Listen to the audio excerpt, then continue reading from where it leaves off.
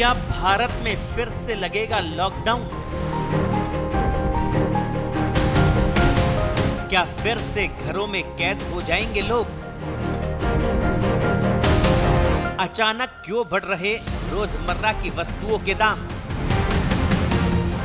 PM Modi के राज्यसभा वाले बयान के मायने क्या? मैं देशवासियों से भी कहूंगा कि हमें हर चुनौती के लिए तैयार रहना ही होगा। सोशल मीडिया पर चल रही अफवाहों में कितना दम? ऐसे न जाने कितने सवाल है जो इस समय देश की आम जनता के मन में चल रहे हैं। आशंकाओं और अफवाहों के बीच पैनिक परचेजिंग आग में घी डालने का काम कर रही है।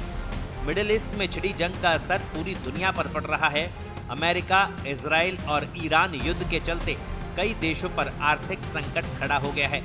लिहाजा भारत में भी तेल और गैस की किल्लत ने न सिर्फ आम जनता को परेशान कर दिया है, बल्कि सरकार की चिंता भी बढ़ा दी है। हाल ही में राज्यसभा में आए प्रधानमंत्री नरेंद्र मोदी के बयान ने इन अफवाहों को और ज्यादा मजबूत कर दिया है, जिसमें उन्होंने कोरोना महामारी का जिक्र किया था। पीएम मोदी के भाषण के बाद इंटरनेट पर lockdown due to war, India lockdown news और लॉकडाउन 2026 जैसे कीवर्ड्स ने सर्च इंजन में आग लगा दी। इस दहशत की शुरुआत हुई 24 मार्च की तारीख से। जी हाँ, यही वो दिन था जब 2020 में देश भर में पहली बार संपूर्ण लॉकडाउन लगा था। लोगों ने अपनी पुरानी यादें और खौफनाक अनुभव सोशल मीडिया पर साझा किए। सोशल मीडिया के एल्गोरिदम ने इन शब्दों को पकड़ा और इसे एक भयंकर ट्रेंड बना दिया। दरअसल अफवाहों को ट्रेंड में लाने की सबसे बड़ी वजह हॉर्मुज स्ट्रेट है। दुनिया के कच्चे तेल का एक बहुत बड़ा हिस्सा इसी हॉर्मुज स्ट्रेट से होकर गुजरता है।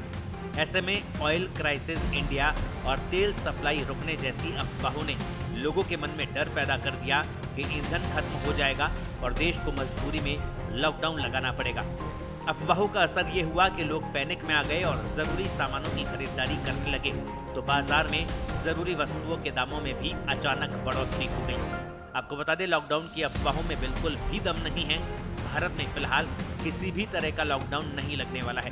प्रधानमंत्री नरेंद्र मोदी ने मिडिल ईस्ट के हालात पर संसद को संबोधित करते हुए ये कहा था कि भारत ने पहले भी कोविड काल के दौरान बड़ी मुसीबतों का सामना किया है और कठिन समय में राष्ट्रीय एकता के महत्व पर जोर दिया। उन्होंने नागरिकों से तैयार और एकजुट रहने की अपील की, जैसा कि कोरोना महामारी के दौरान एकजुट रहे। पीएम मोदी ने देशवासियों को भरोसा दिलाया कि किसी भी वैश्विक संकट का सीधा असर हमारे आम नागरिकों और किसानों पर नहीं पड़ने दिया जाएगा। उन्होंने एक बहुत बड़ा आंकड़ा देश के सामने रखा। भारत अब कच्चे तेल के लिए चंद देशों पर निर्भर नहीं है। पहले हम 27 देशों से तेल आयात करते थे, लेकिन अब भारत 41 देशों से कच्चा तेल खरीद रहा है, यानी सप्लाई चेन पूरी तरह सुरक्षित है।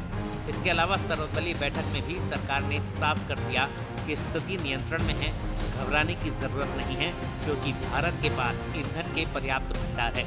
हॉर्मुज से 4 जहाज भारत आ चुके हैं और 5 जल्द ही पार करने वाले हैं। ऐसे में संयम और धैर्य रखना जरूरी है।